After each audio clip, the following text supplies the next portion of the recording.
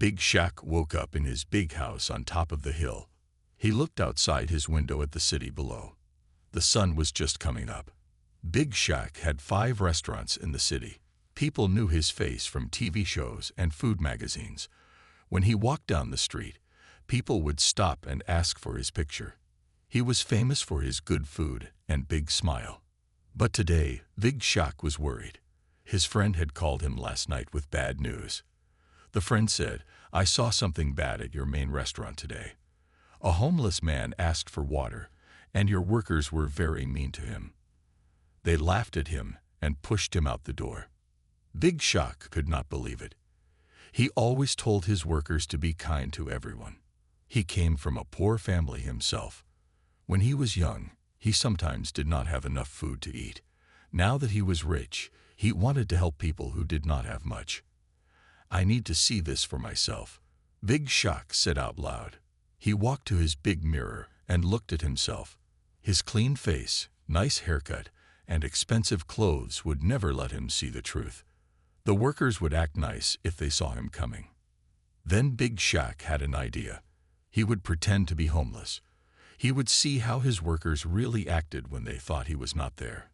Big Shack went to his phone and called his restaurants. "I will be away for 1 week on a trip," he told them. "Keep everything running well until I come back." After the calls, Big Shack drove to a small store far from his home. He bought old, dirty clothes. He got a fake beard and a dirty hat. He also bought some stuff to make his face look older and tired. Back at home, Big Shack put on his new clothes. He messed up his hair and put on the fake beard. He used makeup to make dark circles under his eyes. He rubbed some dirt on his hands and face. When he looked in the mirror again, he did not see Big Shack, the famous chef. He saw a tired, poor man that most people would walk past without looking. "Perfect," he said. "Now I need a story." Big Shack thought about who he would be. He decided his fake name would be Joe. Joe lost his job 6 months ago. He could not pay rent, so he lost his home.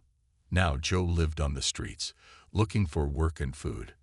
Big Shack packed a small bag with a few things: an old water bottle, some napkins, and a small blanket.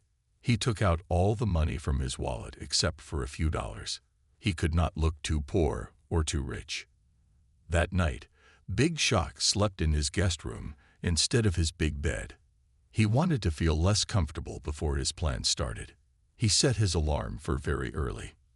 When morning came, Big Shack, now Joe, left his house through the back door. He walked down the hill into the city as the sun came up. No one looked at him. No one asked for pictures. No one smiled. It was like he was invisible.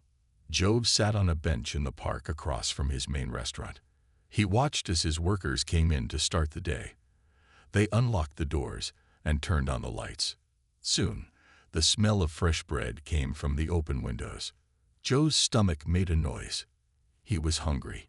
He had not eaten breakfast because homeless people often skip meals. He wanted to feel what they feel. "Today I find out the truth," Joe said to himself. He stood up from the bench and walked slowly toward the restaurant, dragging his feet a little like a tired man. His heart beat fast. What would he find inside his own restaurant? How would they treat someone they thought had no money and no power? Joe was about to find out. Joe walked slowly to the front door of the restaurant. The sign said Shack's Place in big gold letters. Under it, smaller letters said Fine Dining. Joe looked down at his dirty clothes. He did not look like someone who came for fine dining. He pushed the glass door open. Warm air hit his face. The smell of good food made his stomach growl again. Inside, the restaurant was clean and fancy. The floors were shiny. The tables had white cloths. Soft music played. A young woman stood at the front desk. Her name tag said Marissa. Joe knew her. Big Shack had hired her 3 months ago. She had been so happy to get the job. She had promised to make every customer feel special. Marissa looked up and saw Joe. Her smile went away fast. She looked at Joe like he was a bug that had crawled in. "Can I help you?" she asked in a cold voice. Joe tried to sound humble.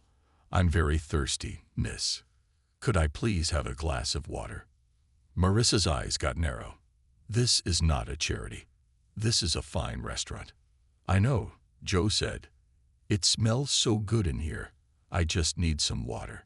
Maybe some bread too, if you have extra."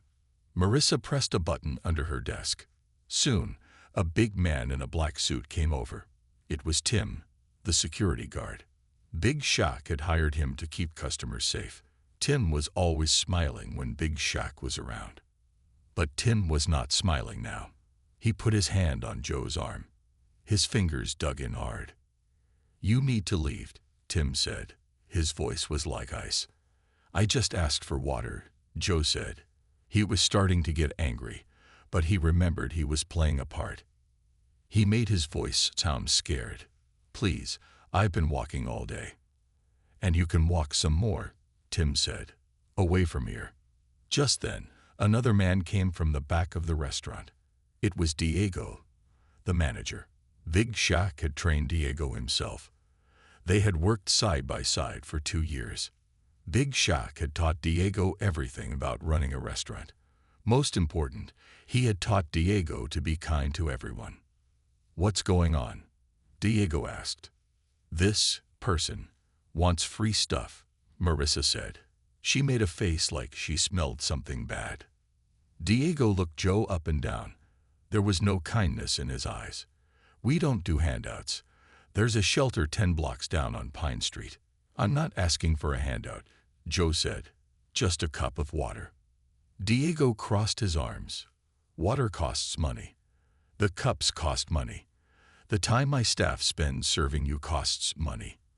And then you'll sit here, scaring away real customers who actually pay." Joe felt his face get hot. He wanted to tell them who he really was. He wanted to fire them all right there, but he stayed calm. He needed to see how far this would go. "I can sit outside with the water," Joe offered. "I won't bother anyone." Diego laughed, but it was not a nice laugh. "You're bothering us right now. Tim, please show this gentleman out." Tim grabbed Joe's arm harder and pulled him toward the door. Joe did not fight back. He let Tim push him outside onto the sidewalk. "Don't come back," Tim said. He pointed a finger in Joe's face. "Next time, I call the police." The door closed. Through the glass, Joe saw Diego pat Tim on the back. Marissa was laughing. They were happy they had thrown him out. Joe stood on the sidewalk, feeling cold again after the warmth of the restaurant. People walked past him like he wasn't there. A woman pulled her child closer when they passed him. "Day 1, Joe whispered to himself, "and it's worse than I thought." He walked back to the park bench and sat down. From there, he could see his restaurant. His name was on the sign, but inside, people were doing bad things in his name. Joe decided he needed to see more. This was just the beginning. Joe slept poorly that night. He went back to his big house, but he did not feel good about it. He kept thinking about all the people who had nowhere warm to sleep. He thought about how his own workers had treated him. The memory made his stomach hurt. The next morning, Joe got ready again. He put on his dirty clothes and his fake beard. He made his face look tired. Today, he had a new plan. He would try to get lunch at his restaurant. This time, Joe went to the restaurant at 2:30 p.m. This was a quiet time between lunch and dinner. Not many customers would be there. Maybe the staff would be nicer when they were not so busy. When Joe walked in, a different girl was at the front desk. Her name tag said, Amy. Joe had never met her before. She must be new. "Hello," Joe said in his best voice. "Is it okay if I come in for some lunch?" Amy looked surprised. She looked at Joe's dirty clothes. I'm not sure." Just then, Diego came out from the kitchen. He saw Joe and his face got red with anger. "You again?" Diego said loudly. "I told you not to come back." "I have money today," Joe said quickly. He pulled out $15 from his pocket. "I want to buy lunch like anyone else." Diego looked at the money. He seemed to be thinking. "Fine, he finally said. "But you sit in the back corner. And you leave as soon as you finish eating." Joe nodded. He was happy he would get in this time. Amy led him to a table in the very back of the restaurant. It was by the bathroom. No one else was sitting in this area. "The lunch special is $14, Amy said. "That's the cheapest thing we have." Joe gave her his $15. "That's fine. Thank you." Amy took the money and walked away fast. Joe sat alone in the corner. He could see the whole restaurant from here. There were only 5 other tables with people. Most of the restaurant was empty. From his seat, Joe watched as Diego talked to Amy. Diego looked angry. Amy looked sorry. Then Diego went to the kitchen. 20 minutes passed. Everyone else got their food. Joe still waited. His water glass was empty, but no one came to fill it. Finally, Amy brought a small plate to Joe. On it was a tiny sandwich and a few chips. This was the lunch special that cost $14. On the menu, it showed a big sandwich with lots of chips and a pickle. This plate had less than half of what should be there. "Enjoy," Amy said, and left quickly. The sandwich was cold. The bread was hard at the edges. Joe took a bite. The meat inside was old and dry. This was not the food from his restaurant. This was leftovers that had been sitting around too long. Joe ate it anyway. He was hungry, and he wanted to stay in the restaurant to see more. When he finished, Diego came to his table right away. "All done?" Diego asked. "Time to go then." Joe had not been there even 30 minutes. Other people had been sitting for over an hour, talking and relaxing. "Could I get some coffee?" Joe asked. "Sorry, the coffee machine is broken," Diego lied. Joe had seen fresh coffee being served to other tables just minutes ago. Joe stood up slowly. As he did, he saw a group of workers by the kitchen door. They were pointing at him and taking pictures with their phones. They were laughing. "What are they doing?" Joe asked. Diego shrugged. "Probably putting you on Instagram. Guess who came to Shaq's place today? It's funny." Joe felt sick inside. They were making fun of him on the internet, using his own name to shame a homeless person. "That's not right," Joe said quietly. "What's not right is you scaring away my customers," Diego said. "Now leave before I call the police." Joe walked out of the restaurant. Behind him, he heard more laughter. His hands were shaking, not from fear, but from anger. "One more test," Joe said to himself. "One more day." On the 3rd day, Joe had a new idea. He would try once more, but this time he would come for breakfast. Morning was the least busy time at his restaurant. He also decided to clean up a little bit. He washed his face but kept the beard. He wore dirty clothes, but they were not as bad as before. He wanted to see if looking a tiny bit better would make any difference. Joe arrived at the restaurant at 8:30 a.m. Only 3 tables had customers. Most people came here for lunch and dinner, not breakfast. Joe took a deep breath and walked in. A young man named Carlos was at the front desk. Carlos had worked for Big Shock for 5 years. He started as a dishwasher and worked hard to move up. Big Shack liked Carlos and thought he might become a manager someday. "Good morning," Joe said politely. "Could I please get some breakfast?" Carlos looked surprised to see someone like Joe in the restaurant, but he didn't look angry like the others. "Do you have money, sir?" Carlos asked quietly. Joe showed him $10. "Is this enough?" Carlos looked around nervously. "Yes, but..." He lowered his voice. "If Diego sees you, he'll get mad. He doesn't like, people like me." Joe finished for him. Carlos looked sad, but nodded. "I can give you coffee and toast to go. Is that okay?" Joe was surprised. Carlos was trying to help him, even if just a little. "Thank you. That would be nice." Carlos took the money and went to get the food. Joe stood by the door, waiting. Through the kitchen window, he could see Carlos putting jam on toast and pouring coffee into a paper cup. But then Diego walked into the kitchen. He saw what Carlos was doing and started yelling. Joe couldn't hear the words, but he could see Diego's angry face. Carlos pointed toward the front door, probably explaining about Joe. Diego stormed out of the kitchen, with Carlos following behind him. "You again," Diego shouted. The few customers in the restaurant turned to look. "How many times do I have to throw you out?" "I just wanted breakfast," Joe said.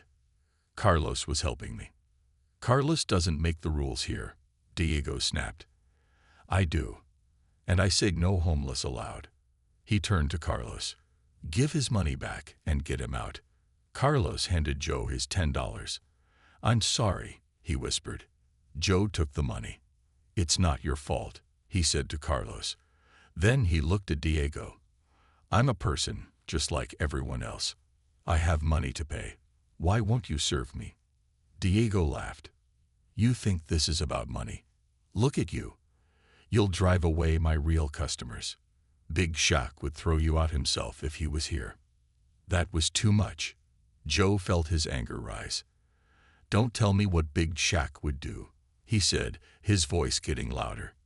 "Oh, you know him personally, do you?" Diego mocked. "I bet Big Shaq invites homeless guys to dinner all the time." The customers were watching now.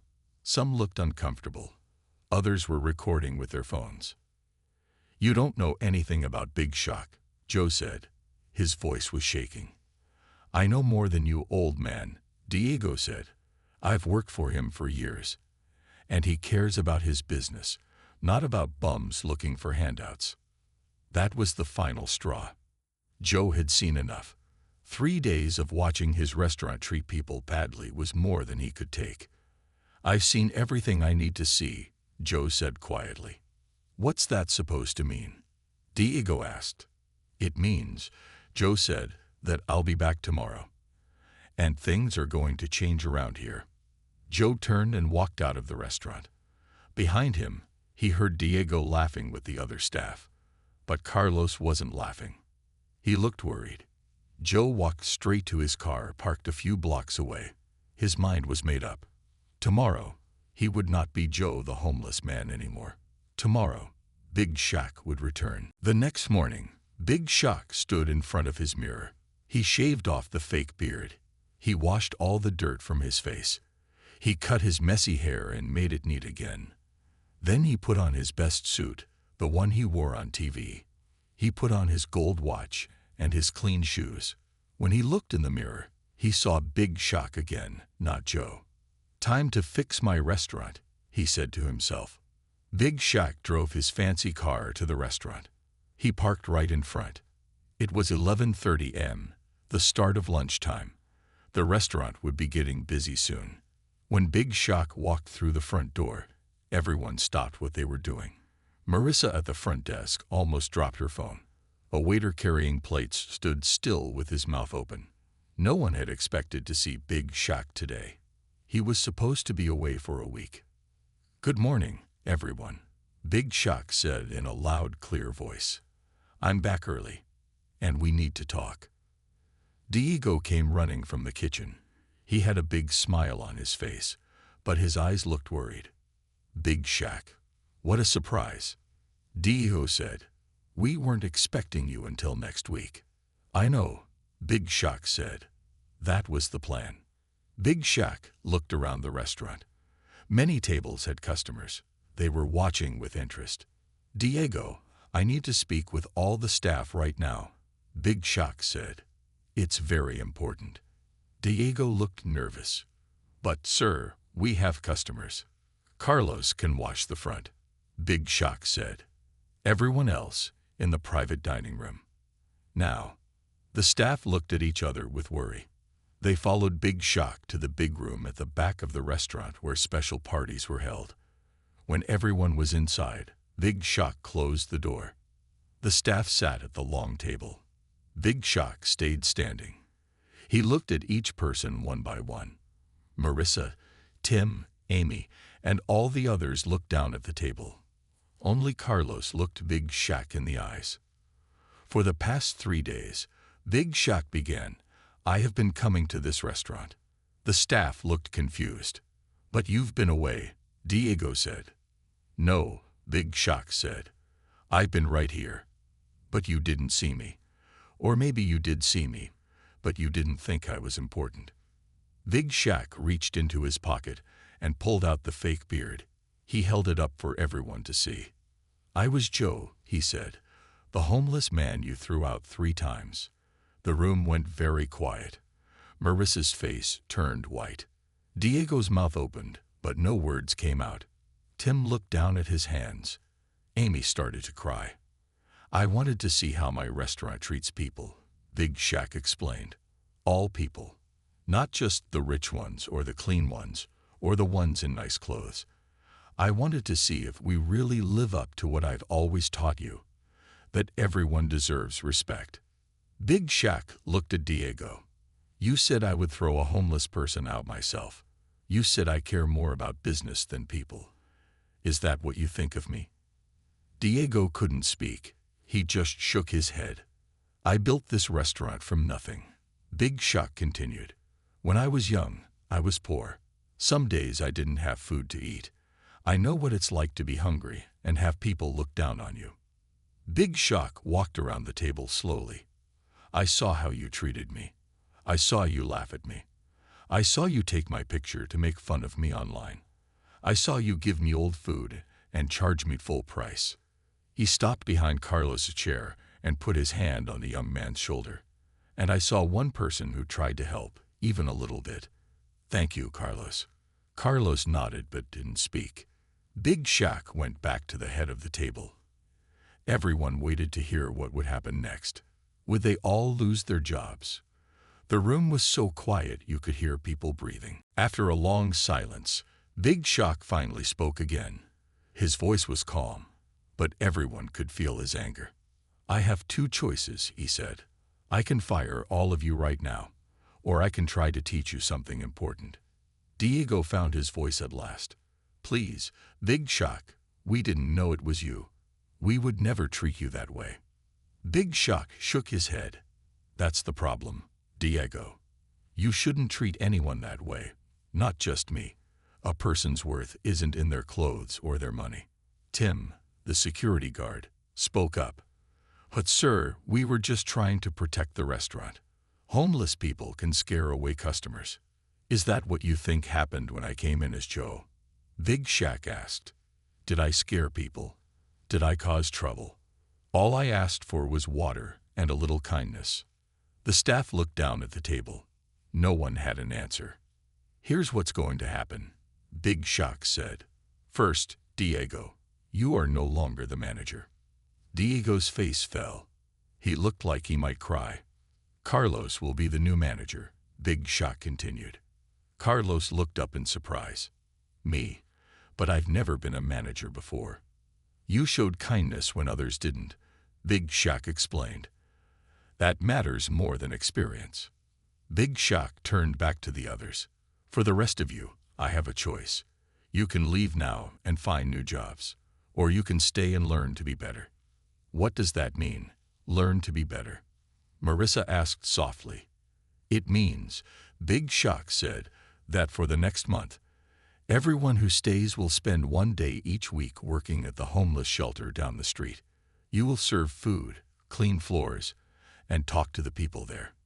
You will learn their stories. You will see that they are people just like you. The staff looked at each other. Some seemed scared. Others looked sorry. And, Big Shack added, we're going to start something new at this restaurant. Every day from 2 o'clock to 4 o'clock p.m., we will serve simple, good food at low prices. Anyone can come in, no matter what they look like or what they wear. We will call it community hours. But we'll lose money, Diego said without thinking. Maybe, Big Shack agreed. Or maybe we'll gain something more important than money. Maybe we'll remember why I started this restaurant in the first place, to make people happy with good food. Big Shack looked around the table again. So, who wants to stay and who wants to go? Slowly, hands started to go up. Carlos was first, then Amy, then others. Even Marissa raised her hand. Tim took longer, but finally his hand went up too. Only Diego kept his hands down. "I can't do it," Diego said. "This is a fine restaurant, not a charity." Big Shack nodded. "Then you should go, Diego. Clean out your office today." Diego stood up and walked out without another word. The room was quiet again. For those staying, Big Shack said, "Thank you for your choice. It won't be easy to change, but it will be worth it. Now let's get back to work. We have customers waiting." The staff filed out of the room. Carlos stayed behind with Big Shack. "Sir," Carlos said, "why did you choose me?" "I didn't really help that much." Big Shack put his hand on Carlos's shoulder.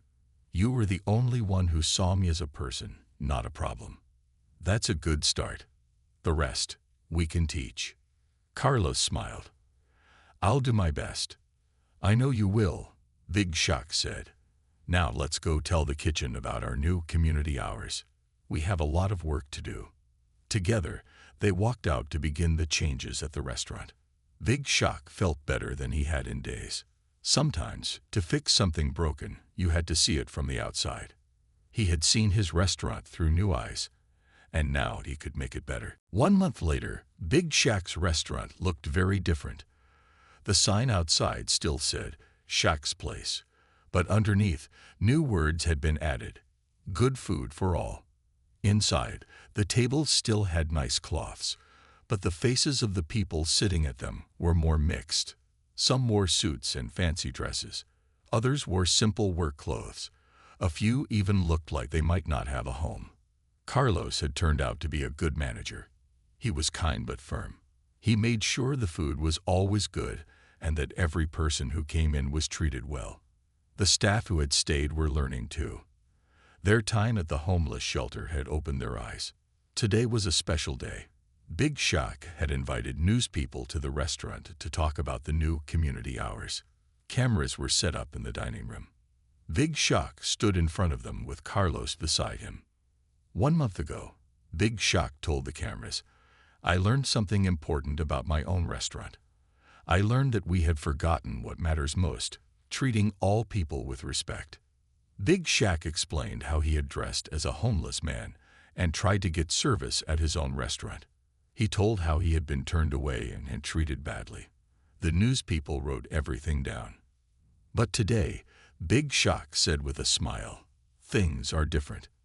Now, everyone can come here and get good food and kind service." A reporter raised her hand. "Isn't this bad for business? Don't your rich customers mind eating with homeless people?" Carlos stepped forward to answer. "Actually, business is better than ever. Yes, we make less money during community hours, but word has spread about what we're doing. People like to eat at a place that cares. Our dinner service is full every night." Another reporter asked, "What happened to the staff who were rude to you?" "Some left," Big Shack said, "but many stayed and learned. People can change when you give them a chance." Big Shack pointed to Marissa, who was serving water to an old man in torn clothes. A month ago, she would have sent him away. Now she was smiling and making sure his glass stayed full. After the newspeople left, Big Shack sat down at a table with Carlos. They watched as the restaurant filled up for the afternoon community hours. People of all types came in. Workers on break, mothers with children, elderly people on fixed money. And yes, some people who looked homeless. "You've done well," Big Shack told Carlos. "Better than I expected." Carlos smiled. "It wasn't just me. The whole staff has worked hard. Even Tim has changed." They looked over at the security guard, who was helping an old woman to her seat instead of watching for trouble. "Have you heard from Diego?" Big Shack asked. Carlos nodded. "He got a job at another restaurant across town. But I saw him here yesterday during community hours. He didn't eat anything.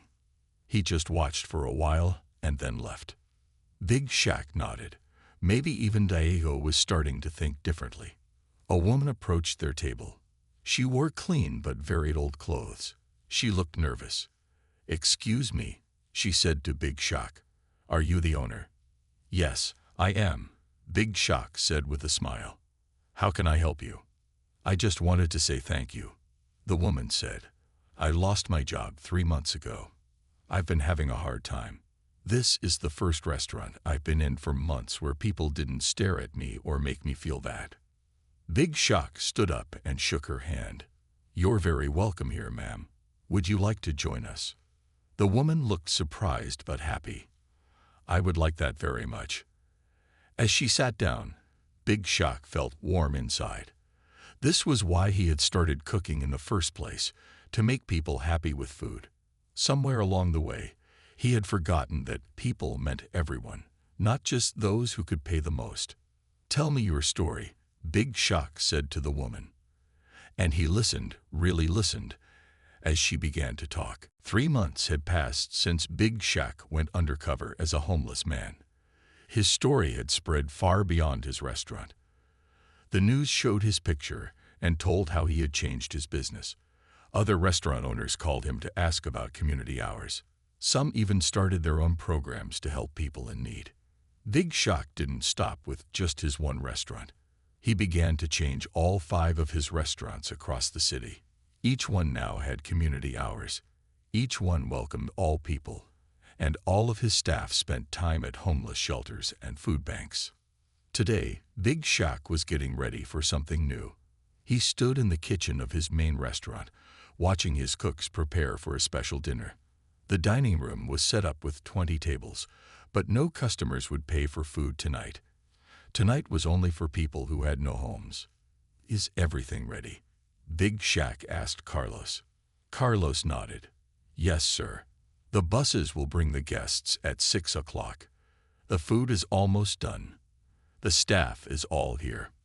Big Shock smiled. Good. This is important. This dinner was Big Shock's new project. Once a month, each of his restaurants would close to regular customers for one night. Instead, they would serve a free fancy dinner to people from local shelters. The people would eat the same food that usually cost a lot of money. They would be treated like special guests. At 6 o'clock, 3 buses stopped in front of the restaurant. Men and women of all ages stepped out. Some looked nervous. Others looked excited. A few looked like they didn't believe this was real. Big Shock stood at the door, greeting each person as they came in. Welcome to Shock's place, he said again and again. We're happy you're here. The guests were shown to tables with clean white cloths and fancy dishes. Waiters brought them water and fresh bread. Soft music played. For a few hours, these people could forget their hard lives and just enjoy good food in a nice place. Big Shock walked from table to table, talking with the guests. He asked about their lives and really listened to their answers. He heard many sad stories, but also stories of hope. One man had just found a job after 2 years without work. A woman had finally gotten help for her health problems. A young couple was saving money for an apartment. Near the back of the restaurant, Big Shock saw a familiar face. It was Diego, his old manager. Diego was not eating. He was serving food to the guests. When he saw Big Shock looking at him, Diego came over. Carlos said I could help tonight, Diego explained. I hope that's okay. Big Shock was surprised but happy. Of course it's okay. But why are you here? You made it clear how you felt about this kind of thing. Diego looked down at his shoes. After I left, I couldn't stop thinking about what you did. Going undercover like that. Seeing how we treated people. He paused. Then I lost my new job. I had trouble paying rent. For a while, I was afraid I might end up on the street myself. That's hard, Big Shock said. I'm sorry. Don't be, Diego said. It made me understand. I'm working at a small cafe now. Not managing, just serving. But I'm learning to be better. He looked around the room. What you're doing here matters. I was wrong before. Big Shock put his hand on Diego's shoulder.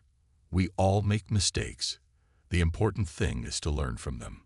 A woman at a nearby table called for more water. Diego straightened his back and picked up a pitcher. I should get back to work, he said. Big Shock watched as Diego carefully filled the woman's glass.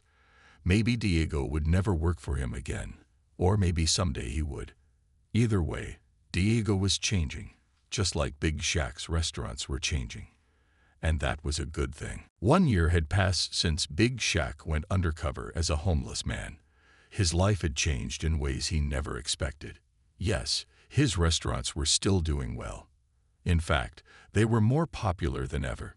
People came from far away to eat at the place that cares for everyone. But the biggest changes were in Big Shack himself. Today, Big Shack stood in front of a large crowd in the city park. Next to him was the mayor and several important people from the city. They were opening a new building called Shack's Place for Everyone. It wasn't a restaurant. It was a center to help people who had no homes. A year ago, Big Shack told the crowd, "I learned what it feels like when people look at you but don't see you. I learned how it hurts when people think you're worth less because you have less. That changed me, and it changed my restaurants. But I wanted to do more." The new center had beds for people to sleep in. It had showers and clean clothes. It had a kitchen where people could learn to cook. Most important, it had a job program to help people find work. Big Shack had given a lot of his own money to build it. Other business owners in the city had helped too. Carlos stood in the crowd, smiling proudly. He was still the manager of Big Shack's main restaurant, but now he also helped run the new center. Next to him stood some of the other staff who had been there on that first day when Big Shack came in as Joe. They had all grown and changed. After the speeches, Big Shack cut a big ribbon to open the center. People clapped and took pictures. Then everyone went inside to see the new place and eat food from all 5 of Big Shack's restaurants. As Big Shack walked through the center, a man approached him. The man was well-dressed in clean work clothes. He looked healthy and happy, but something about him seemed familiar. "You don't recognize me, do you?" the man asked with a smile. Big Shack looked more closely. "I'm sorry, have we met before?" "We have," the man said. "About 8 months ago, I was at your special dinner for homeless people. I had been living on the streets for almost a year after I lost my job, and my wife left me." Big Shack remembered now. This man had been very thin then, with a long beard and sad eyes. He had sat alone at a corner table, hardly talking to anyone. "You look wonderful," Big Shack said. "What happened?" The man smiled. "After that dinner, I started coming to your restaurant during community hours. Carlos noticed me and asked if I wanted work washing dishes. I said yes. 3 months later, one of your regular customers offered me a better job at his company. Now I have an apartment and a car. I'm even dating someone new." Big Shack felt his eyes get wet. This was why he had built the center. This was why he had changed his restaurants. To help people like this man find their way back. "I'm so happy for you," Big Shack said. "What's your name?" "I don't think I ever knew it." "It's Joe," the man said. "My name is Joe." Big Shack laughed. What a strange coincidence. That was the name he had used when he was pretending to be homeless. "Well, Joe," Big Shack said, "would you like to help me give tours of the new center today? Your story might help other people see what's possible." "I'd like that very much," Joe said. Together, they walked through the center, talking to people and sharing their stories. One had pretended to be homeless and learned a hard lesson. One had really been homeless and found his way back. Both had been changed by what happened at a restaurant called Shack's Place, where everyone was now welcome. And whenever Big Shack saw someone in need on the street, he never walked past without seeing them. Because he knew now that every person has value, no matter what they have or don't have. That was the most important lesson of all.